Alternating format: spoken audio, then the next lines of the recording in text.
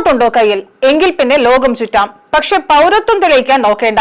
വിദേശകാര്യ മന്ത്രാലയത്തിന്റെ വൻ ട്വിസ്റ്റ്.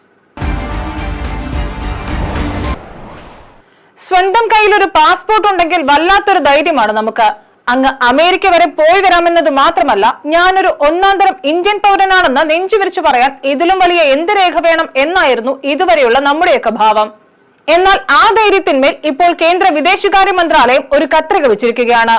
നിലവിൽ പാസ്പോർട്ട് വെറും ഒരു യാത്രാരേഖ മാത്രമാണ് സുഹൃത്തുക്കളെ. അതൊരിക്കലും പൗരത്വം തെളിയിക്കാനുള്ള അന്തിമ രേഖയല്ല. കഴിഞ്ഞ പാസ്പോർട്ട് സേവാ ദിനത്തിൽ പുറത്തുവന്ന ഈ ഒരൊറ്റ പ്രസ്താവനയാണ് ഇപ്പോൾ സോഷ്യൽ മീഡിയയിലടക്കം വലിയ ചർച്ചയായിരിക്കുന്നത്. അപ്പോൾ പിന്നെ പാസ്പോർട്ട് കൊണ്ട് എന്താണ് കാര്യം? ലളിതമായി പറഞ്ഞാൽ, നിങ്ങൾ ഒരു വിദേശ രാജ്യത്ത് ചെന്നിറങ്ങുമ്പോൾ അവിടെയുള്ള അധികാരികൾക്ക് നിങ്ങളെ തിരിച്ചറിയാനും നിങ്ങൾക്ക് സുരക്ഷ ഒരുക്കാനുമുള്ള ഒരു ഇന്റർനാഷണൽ ഐഡന്റിറ്റി കാർഡ് മാത്രമാണിത്. ഇതിന്റെ അടിസ്ഥാനം 1967 പാസ്പോർട്ട് നിയമമാണ്. എന്നാൽ ട്വിസ്റ്റ് ഇവിടെയാണ്. ഈ നിയമത്തിലെ 20-ാം വകുപ്പ് പ്രകാരം പ്രത്യേക സാഹചര്യങ്ങളിൽ ഇന്ത്യൻ പൗരനല്ലാത്ത ഒരാൾക്കും ഇന്ത്യക്ക് പാസ്പോർട്ട് നൽകാൻ അധികാരമുണ്ട്. അതുകൊണ്ട് തന്നെയാണ് നിയമപരമായി ഇതിനെ ഒരു അന്തിമ പൗരത്വ രേഖയായി കണക്കാക്കാൻ കഴിയില്ലെന്ന് സർക്കാർ ഊന്നി പറയുന്നത്. മാത്രമല്ല, നമ്മൾ വലിയ വില കൊടുത്തു വാങ്ങുന്ന ഈ പാസ്പോർട്ട് യഥാർത്ഥത്തിൽ നമ്മുടെ സ്വന്തമല്ല. അത് ഇന്ത്യ സർക്കാരിന്റെ സ്വത്താണ്.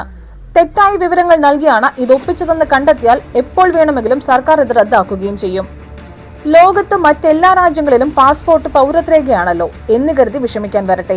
ചില രാജ്യങ്ങളിൽ ഇതിലും കഷ്ടമാണ് കാര്യം എന്ന വിവരങ്ങളും ഇപ്പോൾ പുറത്തുവരുന്നുണ്ട്. അമേരിക്കയിലും UK-യിലും കാനഡയിലുമൊക്കെ ഏതാണ്ട് ഇതേ നിയമം തന്നെയാണ്. അവിടെയൊക്കെ തർക്കമുണ്ടായാൽ പാസ്പോർട്ട് മാത്രം കാണിച്ച് പൗരത്വം സ്ഥാപിക്കാൻ കഴിയില്ല. അതിന് ഒന്നുകിൽ ജനന സർട്ടിഫിക്കറ്റ് വേണം, അല്ലെങ്കിൽ സർക്കാർ പ്രത്യേകം നൽകുന്ന പൗരത്വ സർട്ടിഫിക്കറ്റ് തന്നെ വേണം. പാസ്പോർട്ട് പൗരത്വത്തിന്റെ ശക്തമായ തെളിവായി സ്വീകരിക്കുന്ന രാജ്യങ്ങളും ഉണ്ട്. ചില രാജ്യങ്ങളിൽ ദൈനംദിന ഭരണപരമായ ആവശ്യങ്ങൾക്കും ഔദ്യോഗിക കാര്യങ്ങൾക്കും പാസ്പോർട്ട് കാണിച്ചാൽ അത് പൗരത്വത്തിന്റെ തെളിവായി മിക്കപ്പോഴും അധികാരികൾ നേരിട്ട് അംഗീകരിക്കും. തർക്കങ്ങളില്ലാത്ത പക്ഷം മറ്റ് രേഖകൾ ചോദിക്കാറില്ല. അയർലൻഡ്, ഇറ്റലി, സൈപ്രസ് തുടങ്ങിയ യൂറോപ്യൻ യൂണിയൻ രാജ്യങ്ങളിലും ഓസ്ട്രേലിയ, ന്യൂസിലൻഡ് രാജ്യങ്ങളിലും സാധാരണ സർക്കാർ ആവശ്യങ്ങൾക്ക് പാസ്പോർട്ട് പൗരത്വത്തിന്റെ മതിയായ തെളിവായി സ്വീകരിക്കാറുണ്ട്. അപ്പോൾ ഇന്ത്യയിലെ ആധാർ, വോട്ടർ ID രേഖകളുടെ കാര്യമോ? അവിടെയും പണിപാളും. കേന്ദ്ര സർക്കാരിന്റെയും സുപ്രീം കോടതിയുടെയും ഉത്തരവ് പ്രകാരം ആധാർ കാർഡ് എന്നത് ഇന്ത്യയിൽ താമസിക്കുന്നവർക്കുള്ള ഒരു ബയോമെട്രിക് തിരിച്ചറിയൽ രേഖ മാത്രമാണ്. വോട്ടർ ID ആകട്ടെ വോട്ട് ചെയ്യാനുള്ള വിലാസരേഖയും. ഇവയൊന്നും പൗരത്വത്തിന്റെ അവസാന വാക്കല്ല. ചുരുക്കം പറഞ്ഞാൽ, നാളെ നിയമപരമായി എന്തെങ്കിലും തർക്കമുണ്ടായാൽ പൗരത്വം തെളിയിക്കാൻ നിങ്ങളുടെ ജനന സർട്ടിഫിക്കറ്റോ മാതാപിതാക്കളുടെ പഴയകാല രേഖകളോ ഒക്കെ തന്നെ വേണം. അതുകൊണ്ട് പാസ്പോർട്ട് പോക്കറ്റിലിട്ട് അന്തസ്സായി വിമാനം കയറിക്കോളൂ. പക്ഷെ അത് കാണിച്ച് പൗരത്വത്തിന്റെ പേരിൽ ഇനി തർക്കിക്കാൻ പോകരുതെന്ന് മാത്രം.